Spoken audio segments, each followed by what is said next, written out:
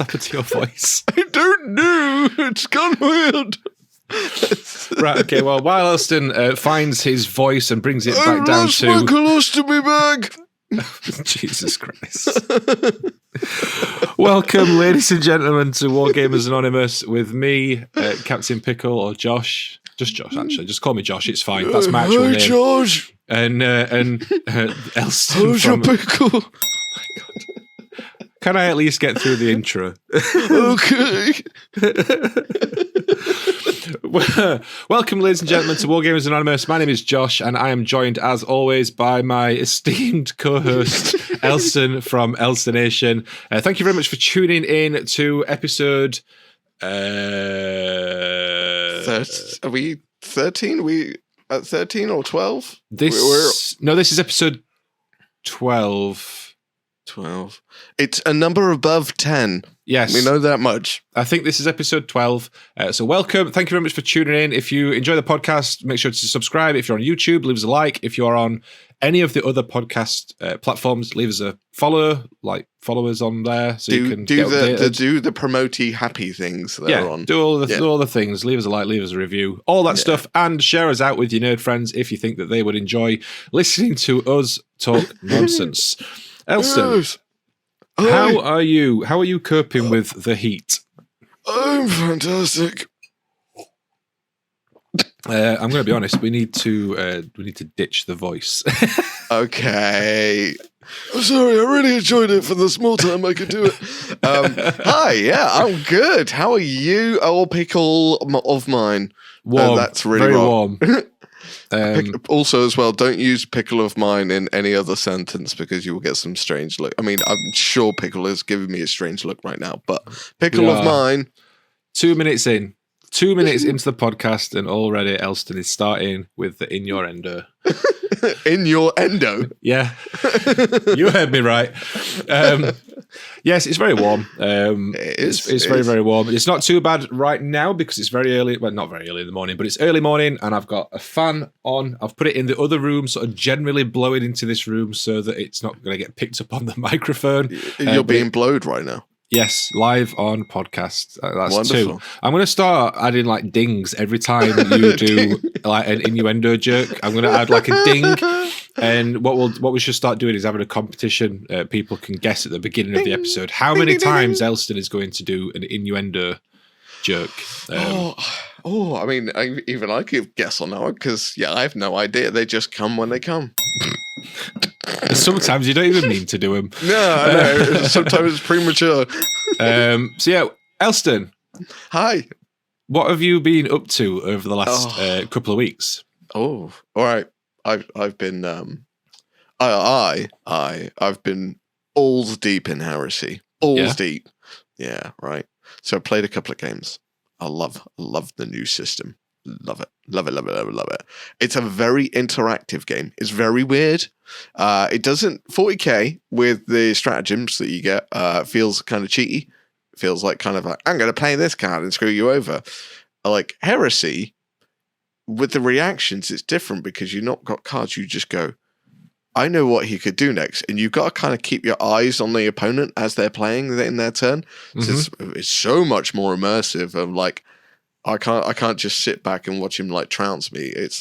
You kind of got an ability to hurt them quite brutally in their turn, and I love it. It's taking us ages to play games because we're still learning, but God, is it good? And I'm coming. Sorry, I had to do that bit. I'm getting close. Oh my God! To finishing my Alpha Legion. I nearly said salamanders. Nearly finished my Alpha Legion army. Nice.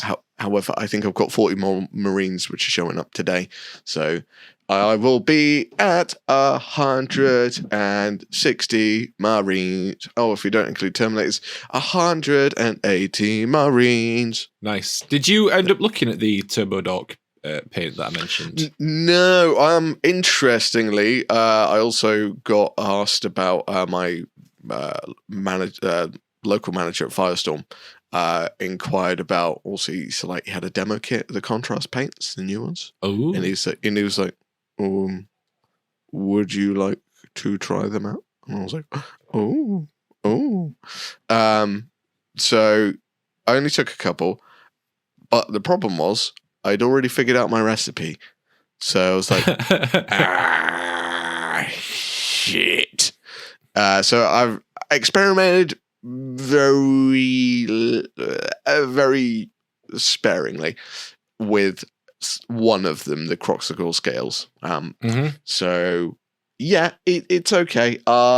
They are very vibrant. They cover I'm tempted to nip into town later on today and pick up a couple of them. There's only a couple that I really, really want. The Striking Scorpion Green, because obviously it's a bright green, so I need it.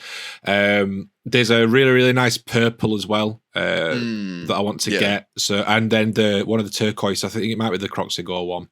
Yeah, I want to pick those up, and then the rest of them will very much just be like as and when. Like if a project calls for it and I look and I think, oh, that'd be nice for that, then I'll grab it. But generally I think I'll just wait on a lot of them. I'm not going to go out and order the entire set because I don't. No. To be honest, like I use contrast paint for very specific painting. Like I still use them, contrast paint, speed paints, and like I love them. But I use them for very specific things, and mainly for like base coats and stuff as well. I was gonna say, they're pretty much base coat paints for me. Unless you're throwing them through an airbrush, but you have to be a little bit careful with the airbrush side of things, and that's a topic for another video, I think. But through an airbrush, if you thin them down, the nice is like transparents, like they're like less aggressive inks.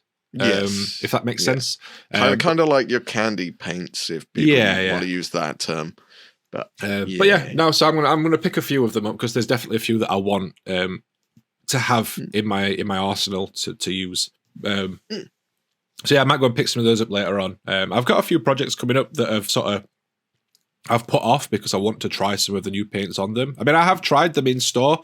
Obviously, I think most YouTubers have done the same, but my local store had them all out for the last couple of weeks. Cool. And you've been able to go in and try them and stuff on like test models. And they are very, very nice. There's a few that are not as... Tell you what, I'm surprised. I don't think it's one of the contrast paints. I think it's one of the washes. But it's like a grey-white wash.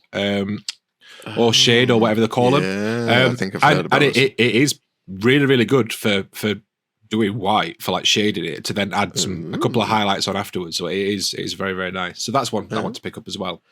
New paint ranges are always fun to explore. Like, it's all do with this. It usually is, isn't it? Because it's like, oh, look at all this new stuff I get to play with. Right. So yeah, it's always good. For me, the last few weeks, what have I been working on? I've been doing a big painting project for work. That's been fun. That video should be out, I think, by the time this episode comes out. And I'll have some photos and stuff put up on my socials and things like that of one of the things that I've painted. But I can't share it on here because I'm not sure when it's going out.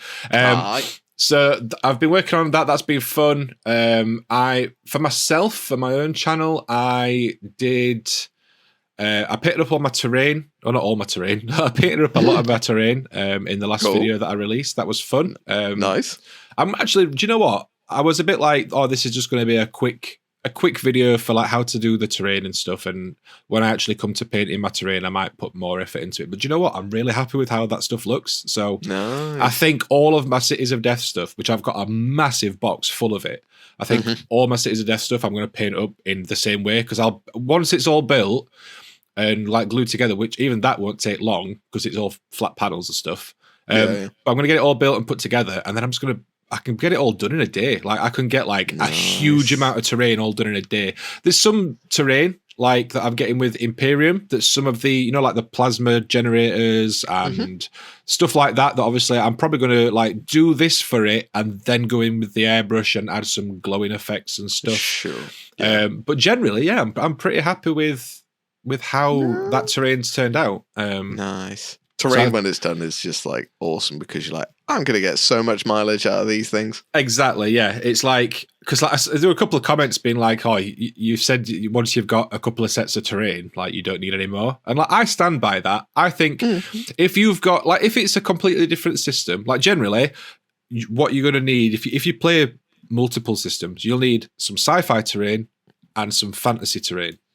And some generic terrain. Yeah, some generic terrain will be handy. Like a sandy place or like a desert-y kind of rocky place. If I've got a set of terrain for 40k, like unless I specifically want to do like a particular scenario or I want to go for a different look, then generally I've got a set of terrain and I don't need any more. And same for fantasy stuff. The only time then that you need extra is if it's a completely different system that kind of needs, like Marvel Crisis Protocol.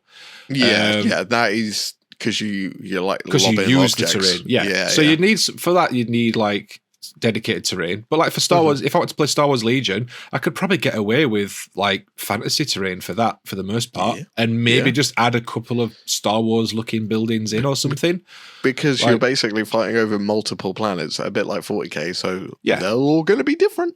Yeah, exactly. So, I did that. I've done that. I need to confess something here. Right. I was at work the other day and I accidentally slipped and ended up in Mayfield Miniatures. Okay.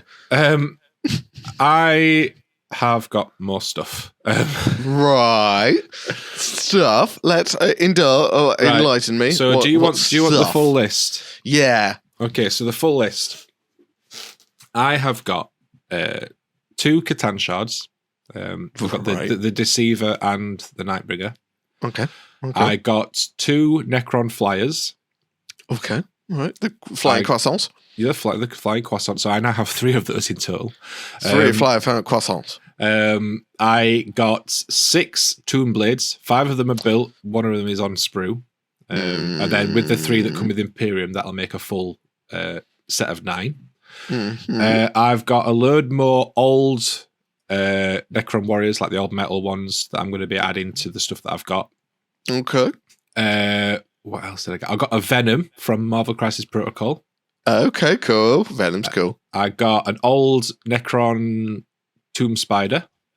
Okay. Like the old metal one. What else did I get? I got some more Star Wars Legion stuff. Right. So I basically got another starter box worth of clones and a speeder and an Obi-Wan Kenobi. Okay. I also got what's she called? Is it Jin Erson? The one from Rogue One. Oh, okay, right. Gotcha. I can't remember what her name is. It's like Jin Erson or something like that, I think. I got one of her. I got a Darth Vader and I got some Imperial Guard. Right.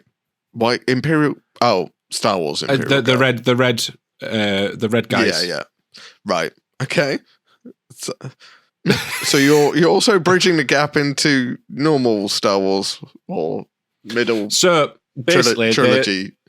Mark had a box that was Star Wars Legion stuff, and it was all just random bits of stuff that had not gone with other stuff. Right. And he'd not got it out like for sale because it was just sort of like, I've not got the cards for this, so like, you know, it might not like sell and whatever, blah blah blah. And I'm like, tell you what, I'll take them because it's Star Wars and I like Star Wars. So my idea is, I've now got a Darth Vader that, I mean, I'm not. Eventually, I will do an Imperial army. Right. Once I've eventually done my droid army and clone army. How are you getting on with that side of things, by the way? Anyway, a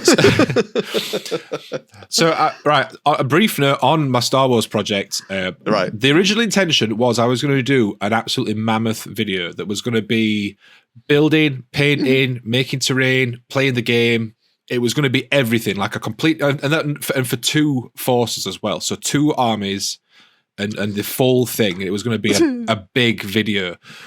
I've since decided that what I'm going to do is break it down into some smaller videos. Probably wise. Yeah. So, because it's more manageable for me, and it's less of a sort of pressure on me. Oh my god, I've got to paint up hundreds of models now and assemble them in a time frame that even Elston is looking at going, huh. Yeah, I mean, if I'm completely honest, one of the biggest reasons why I've not done anything is because I haven't got anywhere to put them once they're done. Right. At the moment, I've run out of. So, like, stuff, I know a lot of people store the stuff in boxes and they just keep it out of the way because they transport it for games and stuff. I like having my stuff out on display, especially armies. Like, I think an army in a cabinet, like fully painted and done, looks amazing, and it's really, really cool. Now, my plan is at the minute I've got one. I think I've mentioned this before. I've got a cabinet which has got my Necrons on the top shelf. It's like if you imagine the what are they called? The ones from IKEA, the glass cabinets that are like a single column. The Detolf. Yeah. It's twice the width of that. This cabinet it's like so the shelves are big. A double Detolf. A double Detolf. So the top shelf is all my Necrons, which is pretty much full, which is kind of the reason why I've not painted any Necrons in a while. Okay. The second shelf is all my Dark Eldar, which again is full. Right. And then the bottom shelf, half of it has got my Salamanders on it, and half of it has got my Age of Sigmar Orcs, because they're both smaller armies. Okay. So my plan is, I'm getting rid of that cabinet because it doesn't look very nice. The cabinet itself, it's kind of falling to pieces. So I'm getting rid of that, and the bookcases that sort of sit behind me. One of them is going to get packed down or put upstairs in the spare room, and the other one is going to go where that cabinet is. And then where those two bookcases are, I'm going to have 3 of the glass cabinets from IKEA. Now, I've already got one of them, but I need another 2. Now, the issue is I can't do any of that until I've got those other 2, because I can't take the stuff out of the cabinet that's already there, because I haven't got anywhere to put it until I've got those other cabinets. You've got a storage conundrum. Yeah, so basically, once I've got those other couple of cabinets, which I'm keeping my eyes open on, like Facebook and stuff, for them going like cheap or something. But basically, once I get those, I'm going to have a weekend where I just dismantle everything and move everything, and then I will have space then. Because as well, what I think I'm going to do is my Salamanders, I think I'm going to take them out of the cabinet completely, because as we mentioned on last week's episode about repainting, I have decided that I am going to, when I decide to do my Salamanders army, I am just going to completely do it from scratch. So a lot of the stuff that I've already got, I mean, some of it I will keep, like some of the like characters or like HQ or paint jobs that I am happy with, I will keep. A lot of the troops and stuff like that, I am going to repaint, and I will I will do it sort of not in one go, but I will make a conscious effort that I am painting Salamanders at the moment, sort of thing. Right, fair enough. So I will have loads of space, and that means I'll be able to expand my Necron army, and I will be able to do my Star Wars stuff. I'll have extra space to put my Marvel stuff, because again, I've not done any of the big terrain kits because I haven't got anywhere to put them, and I'd quite like to have like a Marvel like shelf and like have everything out that I've got, because I think it'd look cool. Be cool. Yeah. So yeah, that's where I'm at. Some projects have been put on hold. So I've been painting a lot of sort of like one-off bits and pieces, or like my terrain and stuff, because I'm wanting to get some more games going and things like that.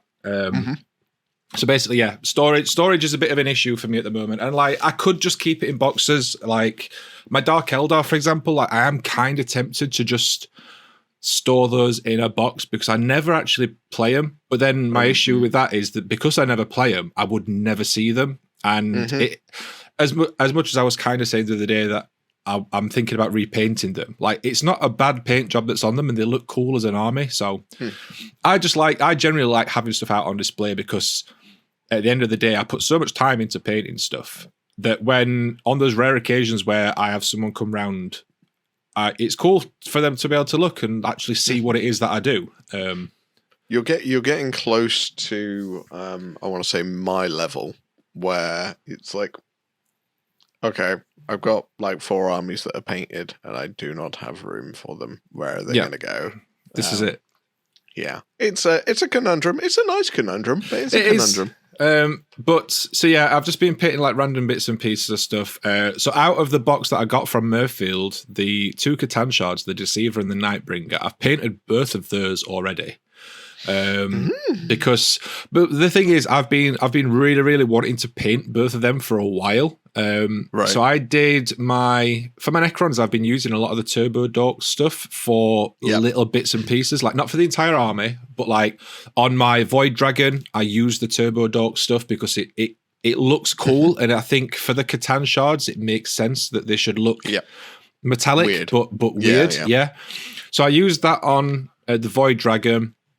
I used some on my Silent King model, like on his dais that he stands on the Catan shard that's sort of in the generator at the top of his throne, and on the inside of his cloak. I used some on that as well, just because it looked cool, and I thought he needs to really stand out and look different.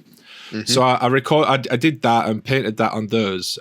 So like the next couple of things that I wanted to get is obviously the Nightbringer and the Deceiver, like because they're 2 classic models that I've always thought looked nice, like from the older Necron range. I did have a Nightbringer. To be fair, I had a Nightbringer and a Deceiver when I used to do Necrons, like my old army before I sold it, and I painted my Nightbringer, but I never ended up painting my Deceiver. So this was a nice opportunity to paint a couple of models that I've had before and have again now. I spent 20 minutes painting my Nightbringer. Wow. And to be fair, about the same for the Deceiver. 2 quickies in the morning. Yeah, literally. I just sat down and went, I am painting these. I primed them both, because like the Nightbringer was already, it was just bare resin. They're both the fine cast versions, not the metal ones. Don't leave them out in the heat; they'll flop over. Yeah. So I painted my Nightbringer, primed that. The Deceiver had already been painted, but the paint wasn't too thick that was on it, so I just primed over the top rather than messing about stripping it. Fair enough. So primed them both. I used Turbo Dork on both of them. So for the Nightbringer, I used, I think it was Crystal Cavern. Which is like a light blue and like a bluey purple color shift. Nice. And then on the Deceiver, I used Radium, which is like a sort of greeny yellow color shift. Cool. Because I just thought it's fairly close to their like box art, but also different. Like it looks a little bit different. And then all I did for the rest of it is I tidied up the robes on the Nightbringer, just went back in and painted black back on where the Turbo Dork had like over sprayed from the airbrush. Yep. And then just gave it a bit of a dry brush with some dark blues and purples. And then just did the base, which is just base ready. Nice. And then for the Deceiver, painted the ribbons around him white. And then added a red and a yellow contrast paint in like alternating spirals and like blended between the two, so it's like got a nice transition, and that was it. There you go, 2 tutorials out of 1 podcast. There you go. It was nice. Do you know what? Sometimes it's just really nice to just sit down and go, I am going to paint this, and then an hour later it's done. Like, I think a lot of the time, because I could have quite easily sat there and gone, no, I'm going to spend ages on these because they're unique models and they deserve a lot of time and stuff. But I'm really happy with how they look. And I literally spent, I think I spent longer waiting for the glue to dry on the base so that I could stick the tufts on than I spent painting. Nice. So yeah, that's what I've done. I've been working some more on my Noise Marine that I've been painting for the last couple of weeks. Again, using Turbo Dork paint. I've just been on a bit of a roll with it at the minute. Like, they sent me a load of new stuff out, and I just got loads of ideas for like cool stuff to paint. Sweet. So I've just been sort of going through and doing those. Yeah, that's pretty much what I've been up to.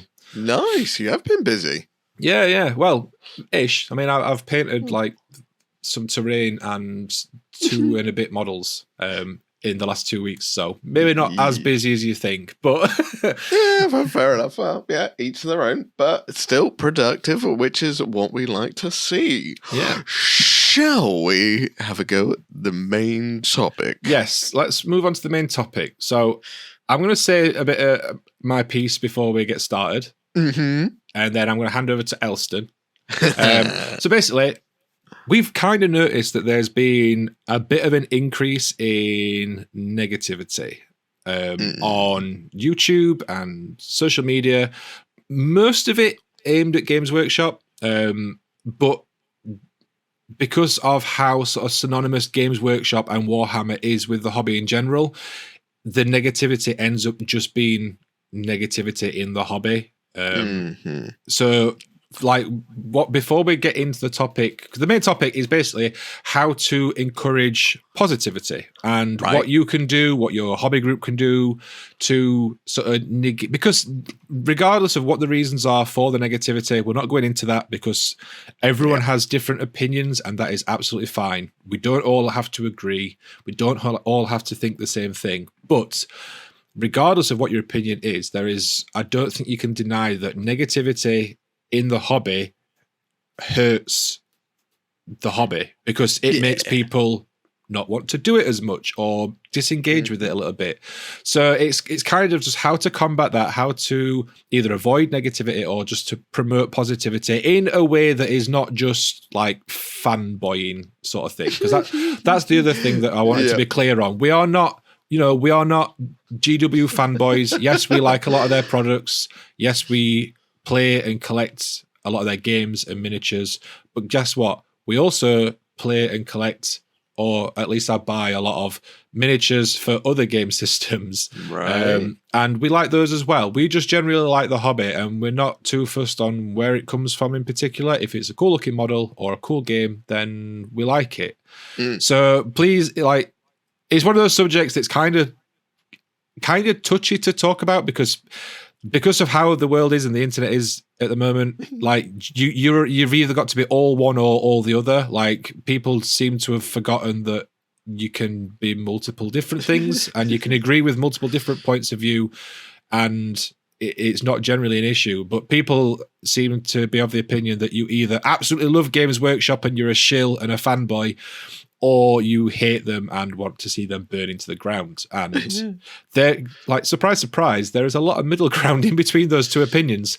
And I think, like, but not wanting to sort of put words in Elston's mouth, but I think that we generally do edge more towards we'd like Games Workshop rather than we don't like them. But we're definitely in the middle. We're not super mega fanboys. And if Games Workshop do stuff that's wrong, or something is overpriced, then we call them out on it. We take the mickey, but so that I just wanted to get all that out of the way before we start talking, because I don't want this to end up being you guys are just shilling or anything like that, because we're really not. We just enjoy the hobby, and sometimes it makes us a bit sad that there's so much anger out there.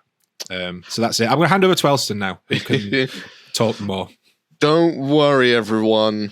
Don't worry. I am not, like, product placement isn't really part of what I'm going to be talking about at all as well. And to give you a little bit of clarity, we started just before we just started talking about this podcast today.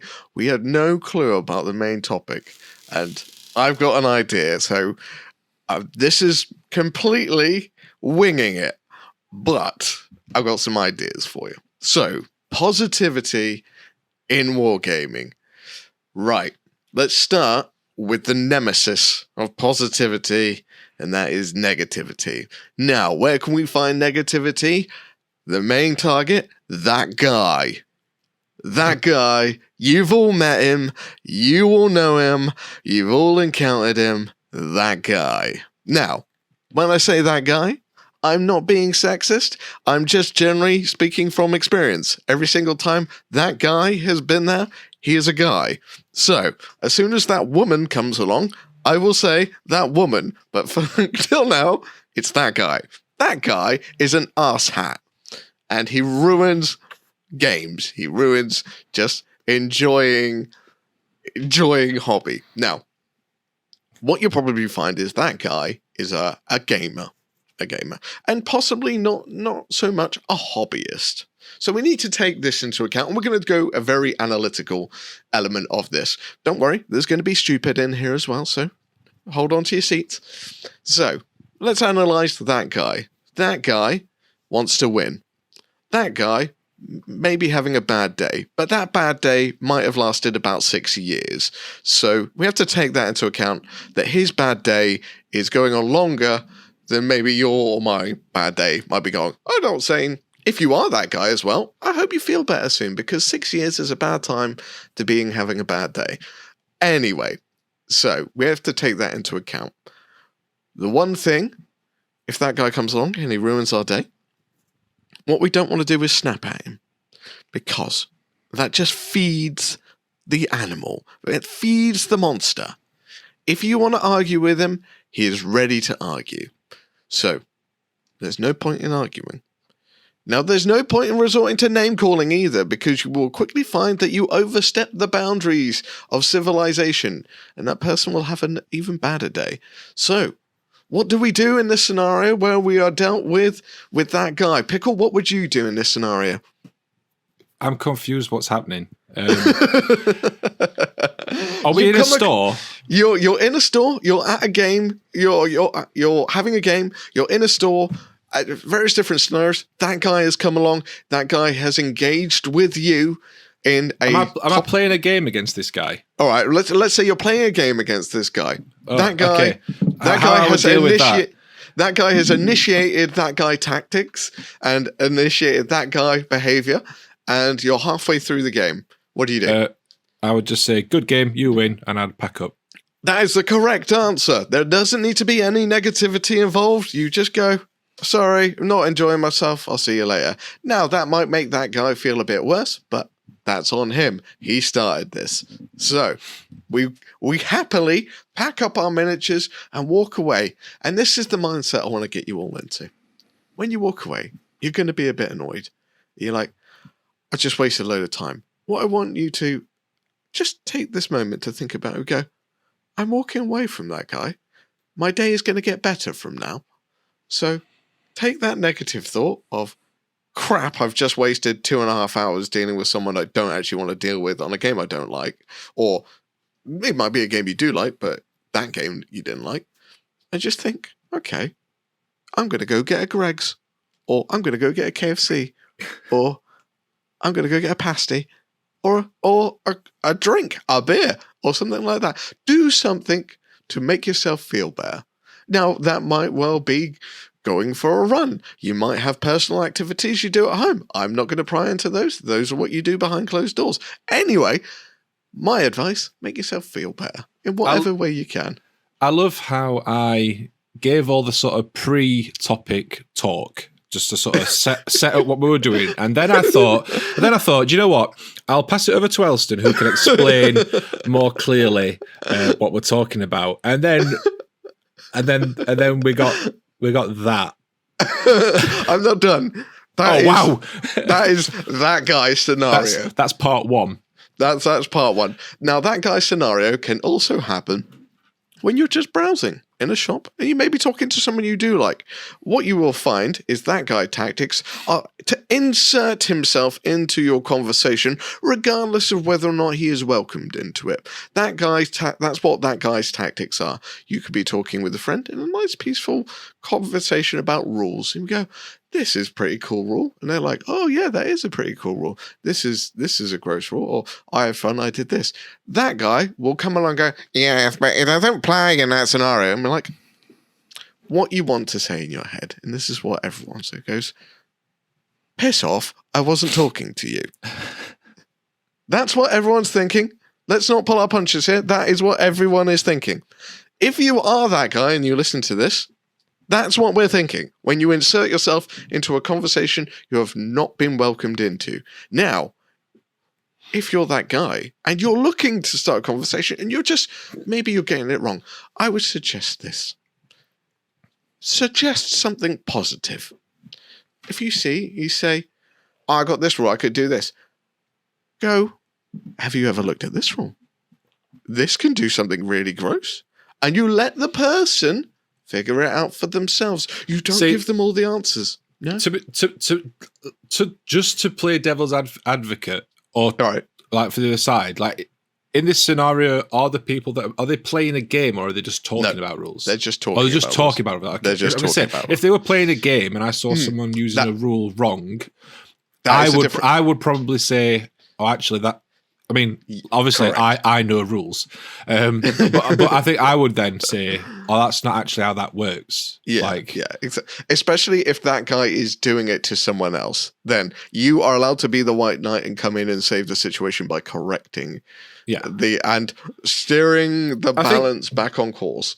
I think generally, and what we're not saying, or what I hope Elson's not saying, is don't talk to people in game stores, because no, like for me, like I love going to my local store, like, and I not in a negative way, but I don't buy stuff very often, like, and part of that is just because I've got enough stuff as it is. But like I do buy stuff, but a lot of the time I go in because I like to talk to my friend who runs it, and I talk to the other people that go in that are sat painting or browsing or just talking about the hobby and enjoying themselves. And we all go in, and I don't know them all by name, but I might know them by face, or, you know, and we go in and we have a chat and stuff. And I'm always quite open to chatting with people in stores. And to be fair, if you don't know their name or you just can't remember it, you can always get away with, all right, dude. Exactly, yeah. But, and I'll do that in any store, as long as... Because you can generally tell when it's kind of like an open conversation, that you can get involved in, and when it's just a private conversation between a couple of friends, like that they're talking about something specific to them, or but if it's generally like a conversation, a hobby store, like, you know, it's free for all, like everyone's invited, because it's as long as you've got something to add, and you aren't just being. You know, I think it comes across in how you implement it, how you insert yourself into that conversation. Exactly that. Don't come in correcting people. Just maybe hesitate a little bit and go, I didn't think that was how it played, or have you seen this, or suggest something. Let people figure it out for themselves, because here's the next piece of advice as well. When you're gaming and someone tells you, now this is not necessarily that guy, this applies to anyone, because I have friends that do this. Someone tells you a rule is the way it is, and you go, I'm not sure about that, and then they affirmatively stamp their foot down and go, yes, it is that way. They don't give you the opportunity to look at the rule yourself. Now, when this happens, what is the correct thing to do, Pickle? Just check the rule if you're unsure on a rule. That is the correct answer. Well done. It's just check the rule yourself, because at the end of the day, we're all learning. There's a lot of rules, and it's good to read. So, I have this issue. I have this issue when I've played. I mean, generally, I play against friends most of the time. So it's not too much of an issue for me, because, you know, we're all friends and we just get on and we help each other more than anything. Yes. But on the occasions where I have played against like randoms in store, or, you know, events or whatever, you know, if you like, I don't know everyone else's army. I don't know how everyone else's codex works. I don't know the names of all their rules. I know how mine works, and that's probably why I don't do many tournaments. So if someone says, oh, I get to do this because of this rule, I've just got to take their word for it. Right. Because I don't know how it works. I don't mind that. If they say, oh, these units get X, Y, they get this rule that lets me do this thing, that's fine, because then I'll know that for in the future. But if they just start rolling dice and saying, oh, this is this, this is this, this is this, I'm like, well, what's that? How does that unit get that? Or, you know, if they do one thing one turn and then you notice that it's different a different turn, I'll say, why aren't they getting that rule anymore? Or why are they getting that rule? Or I thought this is how that worked. And people can either react to that one of two ways. They'll either go, oh yeah, it's because of X, Y, Z, and they'll explain it to you. Yeah. Or what they'll do is there'll be those horrible sort of metagamey people that somehow think that by not explaining how their army works, they've got the upper hand, because it leaves you in the dark. Yeah, or the people that read rules the wrong way or skip out on the negative part of rules because they really want to win. Yeah. So now, what I want to steer clear of here is we can go too far down this rules correcting everything, and I want to stick on track with being positive in this element. So those situations will arise when you're gaming, especially if you're gaming with random people. Even when you're gaming with friends, I have some friends, they're real arse hats when it comes to playing. They want to win, and it bugs the hell out of me because I just want to play a game and enjoy. So this is one thing I would say for being positive and understanding things, is understand yourself and what you want. When it comes to gaming, if you are a person that is beer and pretzels, having a laugh, I personally enjoy the story and the silly things that happens in games. That is my jam when it comes to gaming. I don't necessarily care about winning as long as we both have a good time. That is what I promote, and that is what I will do. I have learned through the years, some of my friends do not want to play that way, and that's fine. Everyone's allowed to play that way, but they're not going to play against me anymore. So you are allowed to say no to them because you know it's not going to work out well. So let's just not beat around the bush. You like playing your way, I like playing my way. You could try and teach them, and they might say, don't worry, it'll be relaxing, it'll be nice and easy. And then they turn into that gamer. You can just say, look, we tried. It doesn't work out. Let's just go have a beer instead. So, positive, and then you can just be positive about other things, because a bad gamer is not necessarily a bad hobbyist. And this is another distinction we need to make as well. Yeah. So some people are gamers, some people are hobbyists. Yeah. Sorry, Pickle.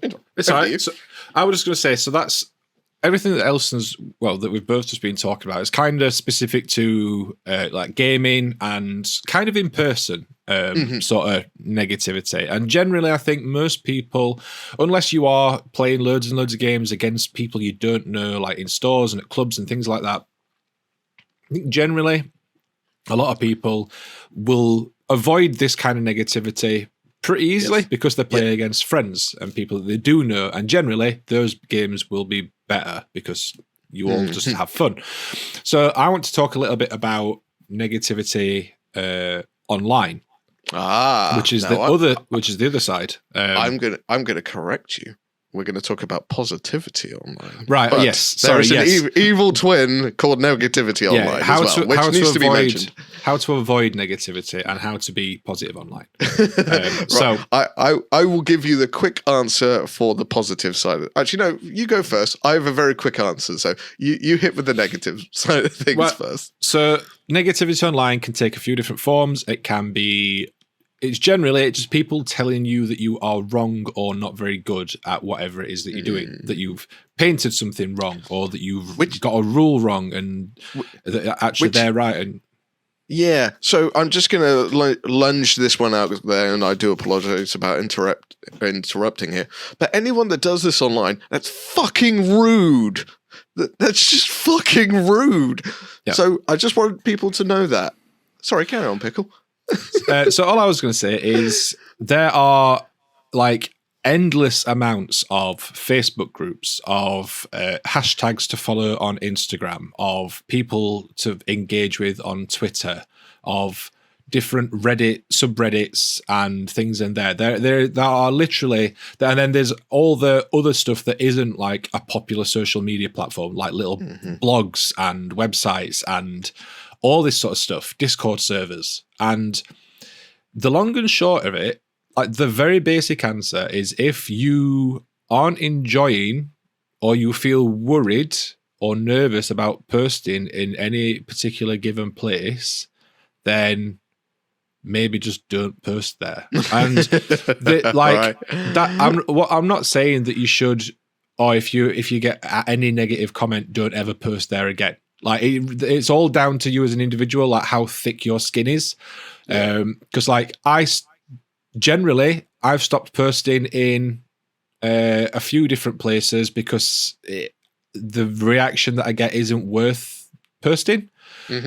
Or because I just feel like I'm not on par with this a level of stuff that gets posted. Like Heavier Metal on Facebook, I am going to call that one out. Like I feel like I am not up to the same standard as a lot of people that painted there, or at least not my day-to-day painting. Like if I tried with a piece, I could make it look good.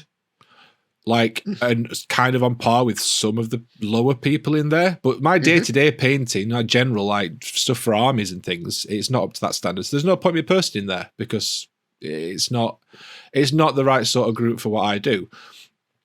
But I would say that 9 times out of 10, I'll quite happily post in most groups because I can deal with the little bit of, like, negativity if it ever comes around. Having said that, I have made a point of pretty much only being in groups that do have a good, positive atmosphere.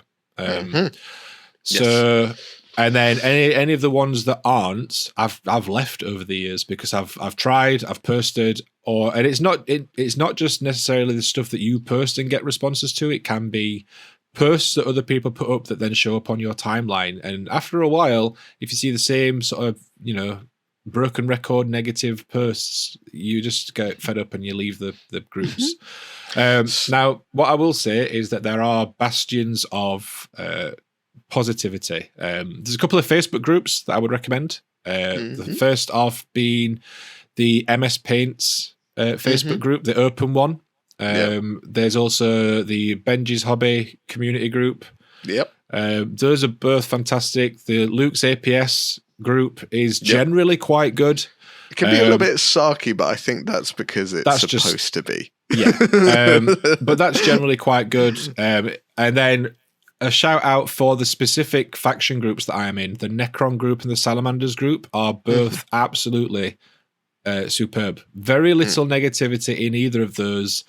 And when there is, it's always generally quite well written and presented, and it's not just name calling and like people getting angry. Like I'm not saying it never is, but generally it's quite good, and I enjoy all of those communities. Aside from that, shameless self-promotion, there's my Discord server, which I pride on being a very welcoming and open place for all kinds of different hobby, and generally quite a positive place, and I'm very proud of that fact. Now, they're all great places to go, and you should go visit because there are like-minded people there, and they're all relatively happy. Now, as some personal advice, or intuition, or ways to think, I'm going to divulge my brain capacity to you so that you can enjoy the same kind of silliness that pops up in my head, which makes me feel better on a day-to-day basis. So, brace yourself for this one. So, first off, my piece of advice, number 1. Angle of attack. Right, what does this mean? When you're talking to someone, when you're in a group, and you can see maybe the group is a bit hostile, but it's only a couple of people, and they're making the entire group hostile. But say there, I don't know, 20,000 people in a Facebook group. And the majority of all the threads are populated by 20 people. And a good chunk of them are... We all know that. Angle of attack. Throw funny in there. They don't know how to deal with funny. You're on safe grounds.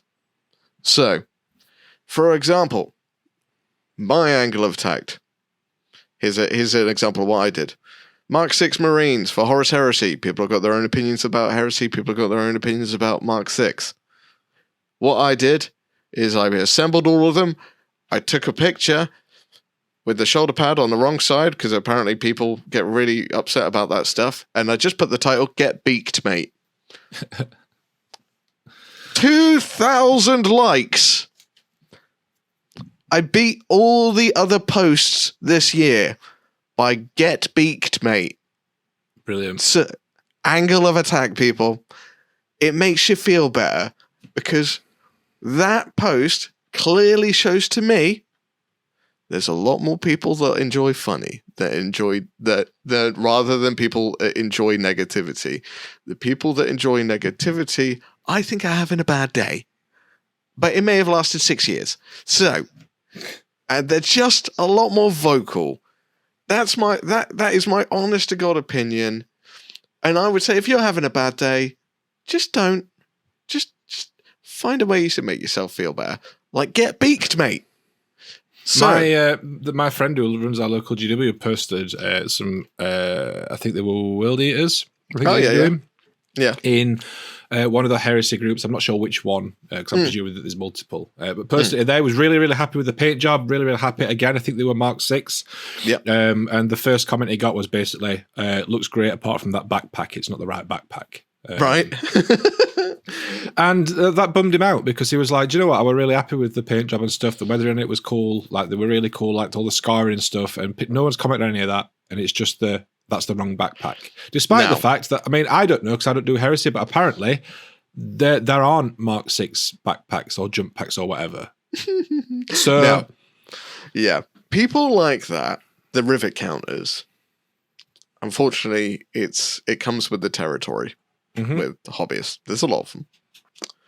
What you need to understand about them is they're having a bad day. Yeah. But they don't realize they're having a bad day. Their life has become a perpetual bad day.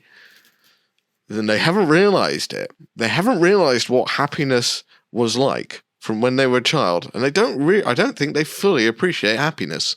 They say they're happy when they've got lots of things and they've got things right. But that's not happiness. So, part 2.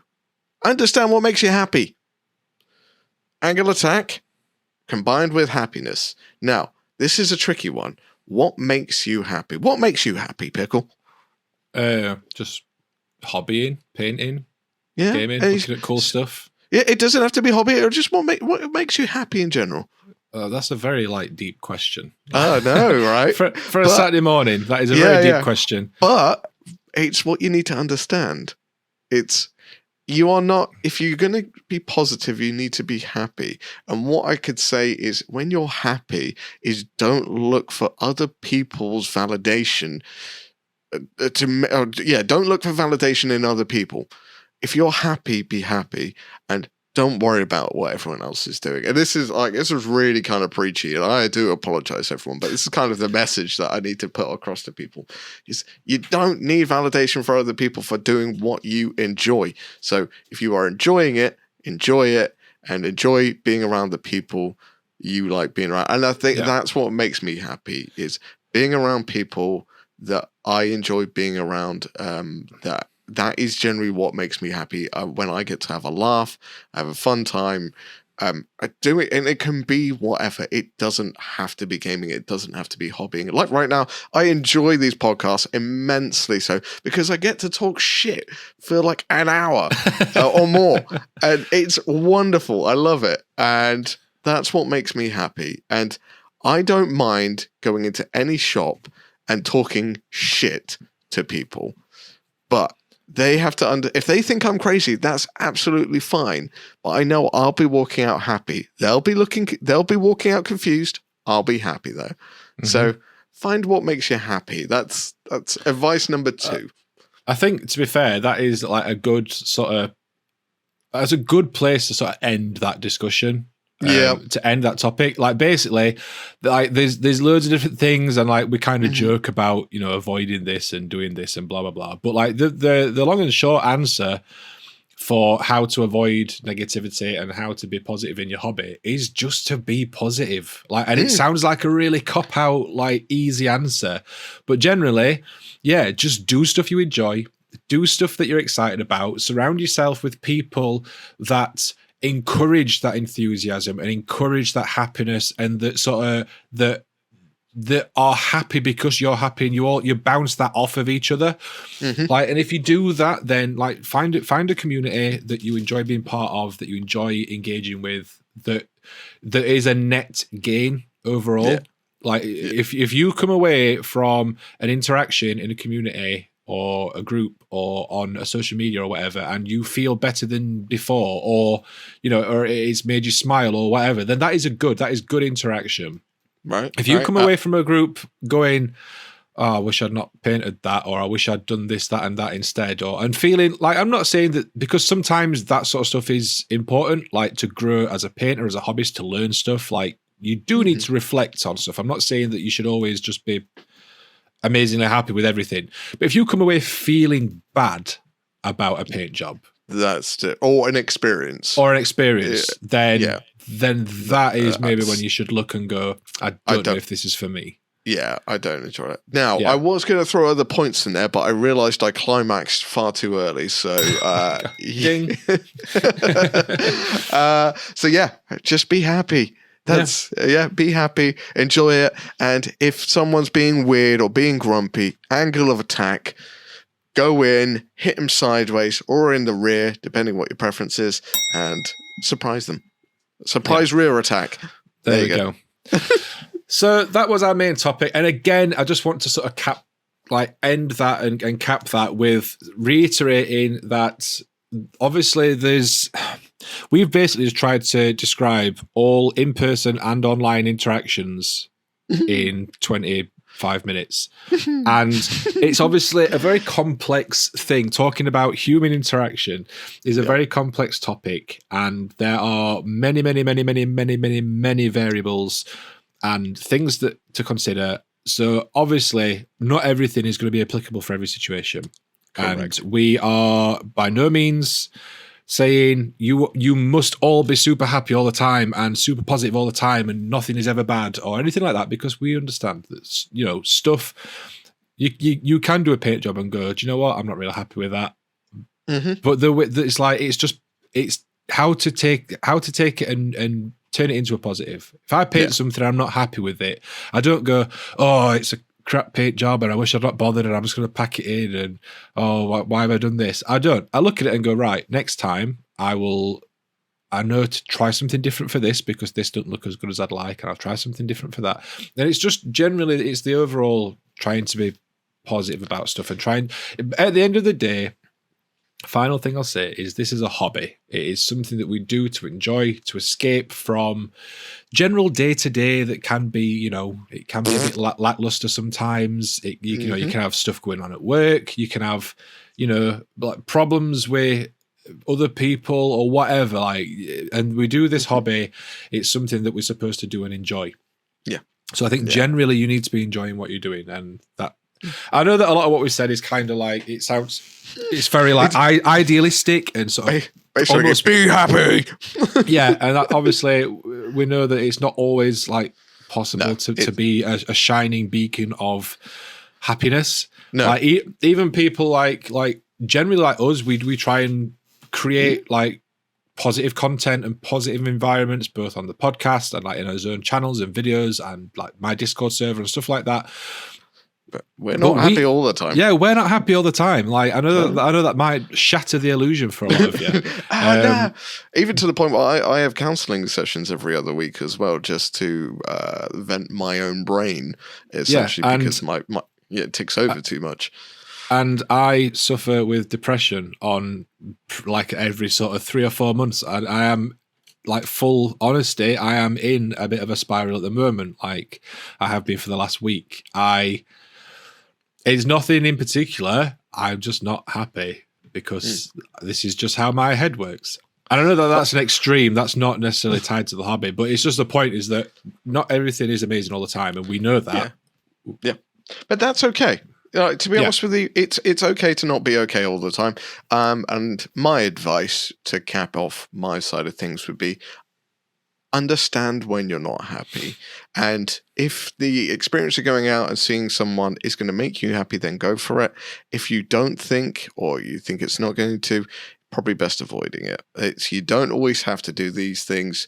You can have down days, but honestly, we just need a bit more positivity. So if you're feeling down and everything like that, just remember, if you're about to become a keyboard warrior, are you just having a bad day? If so, put the keyboard down and call up someone that it'll make you feel better, or someone in your life, and do something which will try and make you happy. So just get out there, leave a nice comment on a photo.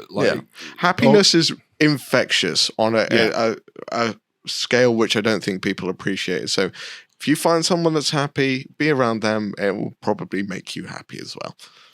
And the same goes, like, if you go on Instagram, scroll through. If you like a photo, leave a like, but also leave a comment. Like, tell someone what you like about that paint job. Tell someone why you like what they've done with that, because it's nice getting likes, but comments, it's more of it's a personal thing. Yeah, it's more of a personal touch. And I'm not saying you have to do it all the time and that you should be responsible for other people being happy. But as Elson's just said, if you are nice to someone else and they then feel happy because they've had a positive experience, they are more likely to then pass that on and do that with someone else. And then that's how it spreads. And if we're all that little bit nicer, everyone would all be a little bit nicer. And to be honest with you, that's what I'm using as my excuse for hanging around with these big time YouTubers. I'm a happy person, so they accept me. So, so there we go. It's a bit of a weird topic, a bit of a different one, and not really like. I feel like we have rambled a little bit, but I hope that when I listen back to this and when you guys listen to this, I hope it kind of makes sense what we're trying to say. Angle in the rear. That's what you're going for. Yeah, basically, there is just. The nature of the internet is that there is always going to be negativity and just general anger because it's the internet and everyone is allowed to have their opinion. And can we call it a butt shot? So if someone's being negative and you come with an angle attack, can we call it a butt shot? If you want to. Yeah, butt shot. Brilliant. So there we go. I hope that this makes sense, and I hope that that's been vaguely thought-provoking. If you've got anything you'd like to talk about or any other suggestions for ways to encourage positivity in the hobby or to combat negativity, come over to our Discord server and chuck them in the podcast discussions channel. We're always happy to chat about anything we talk about on the podcast in there. And it'd be great to see some of you over there. It's a very welcoming society group. Community. It's a very welcoming community. I'm very, very proud of it, as I mentioned earlier. And yeah, it'd be great to have you guys in there.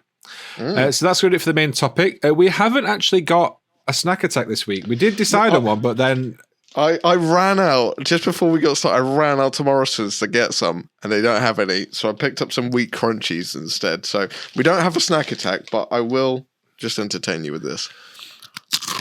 Brilliant. So yeah, to be fair, we weren't sure. Like a little bit of a peek behind the curtain. I wasn't supposed to be at home right now, so we weren't supposed to be recording today, and we had actually said we'd record on like earlier on this week, but then we didn't. And basically, this week's just been a bit of a weird one for me. As I mentioned, I'm not in the best place mental health wise. I was supposed to be doing something last night, which meant that I wouldn't be at home today, and then that ended up not happening. So it was kind of a last minute thing, and I'm honest, I completely forgot about Snack Attack and everything. So we will be doing one next episode. So don't worry about that. Well, not the next episode, because that's the other thing I need to talk to you about. A little bit of a teaser here. The next episode, the next main episode will be out in 2 weeks as normal. But there will be an extra bonus episode out next Monday on the alternate week. Me and Elson had the privilege of interviewing Black Library author Nate Crowley. Now, if that name doesn't mean anything to you, Nate Crowley is the author of the 2 Twice Dead King books, which are the Necron books, as well as the recent Ghazghkull Thraka book, all of which are absolutely fantastic. I got in contact with him, had a bit of a dialogue back and forth, and he very kindly offered up some of his time. We interviewed him, and that is already recorded. It was a hell of a lot of fun to do that, and that we were originally going to record and release that as just the main topic for a normal episode. It was going to be this episode, but because of how long time, it went on for longer than we thought it was going to do. Because we thought half an hour, and it was rocking over an hour easily. Yeah, so we decided that we didn't want to have to cut any of it out to make it fit into our, because we like to try and keep the episodes at about an hour ish. So we decided we didn't want to cut anything out and spoil the interview. So that is going to be its own special bonus episode that will be out next Monday on the off week. So yeah, you've got an extra helping of us, and yeah, it was a lot of fun to record. So I hope you all look forward to hearing that. I think as well, correct me if I'm wrong, Pickle, are we going to delay the Stranger Things topic for the week after, the next time we do a proper episode? Next. So basically, this is the end of this episode. Yeah. Sorry. The Stranger Things chat will be on the next proper episode. 2 weeks time. Yeah, 2 weeks time. Yeah. So it gives people loads of time to make sure they're all properly caught up on it. Yeah, and to be fair, we've both been in a kind of weird headspace. And to be fair, the weather in the UK is doing something very bizarre right now. Yeah. It's going incredibly hot. Like, I had a check. We're going to be hotter than like Mexico, Spain, all of these like hot countries. The UK is going to be hotter than them in the next couple of days. So we're all a little bit like, our roads are going to melt. Things are going to fall apart. People are going to die. We're all a little bit like, we're not ready for like intense heat like this. So, we're all bracing ourselves for an interesting experience. So yeah, that is us. And this is the end of the podcast. So I hope you've enjoyed listening to this episode. I hope it's kind of made sense. I know it's been a little bit of a rambly one, a little bit of a different one, but as Elston's just said, it's been a weird week, weather-wise, and for both of us, and other stuff going on. But yeah, I think it's still a good episode. So do I. Wheat Crunchies also as well do have to go onto Snack Attack at some point because these are amazing. We'll do Wheat Crunches at some point. We need to get caught up on all the suggestions that we've had. We've got I need to go through and make an actual list that we can go through and tick off at some point. Yeah. Here's a question for people in the Pickle Jars Discord or whatever. Would people like us to do 2 snacks in one? Because this is the only way I think we can catch up. No, we can't do 2 snacks. Can't we? No, because it do you know what? It takes away from each snack if it doesn't get its own dedicated slot. So, and also, like if we have one and it's quite a strong taste, that will affect the next one. That's what I thought. So I think combos. Maybe we'll do a special combo week. Maybe we'll think about it. People, comment, make it happen. Combo week, lots of snacks, maybe like 4 or 5 in one hit. No, and then we can like shove them all in the mouth at the same time and go, does this work? Oh my God. Thank you very much, ladies and gentlemen, for tuning in. It's been lovely to record another podcast with Elston. I do mean that.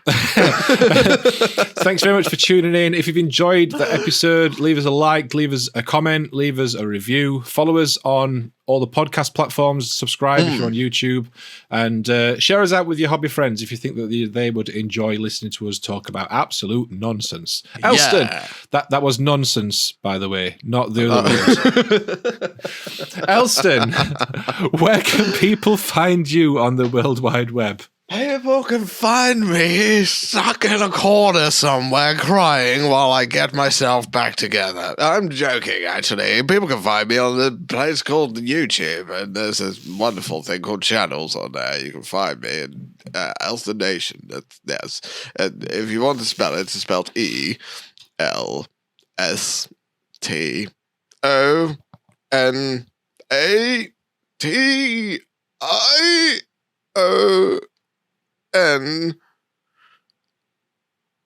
That's brilliant. Elstonation. That's No, I'm not going to put you through that again. Jesus.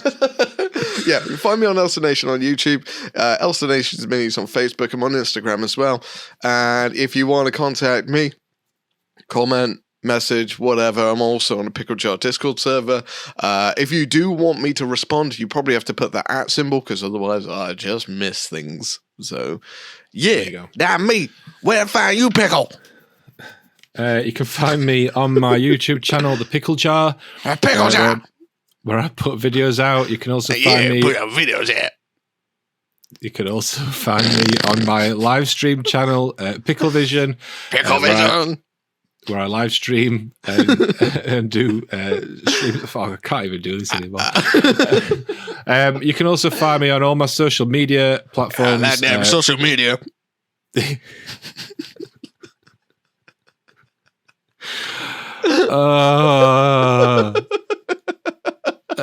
So Instagram, Twitter, TikTok, all those places. The best place to find me is on my Discord server. And again, yeah, if you want to get hold of me, just use the @ symbol. Although I am a bit more active on it than Elston is. Yeah. So there we go. Thank you. User. Thank you very much for listening to the episode. I hope you've enjoyed it. I'm going to end it before Elston absolutely ruins me. Nope. Yep. So thank you very much, and we will catch you on the next episode. No, next time. I'll see you next time. Okay, I'll see you next time. Yeah. Bye-bye.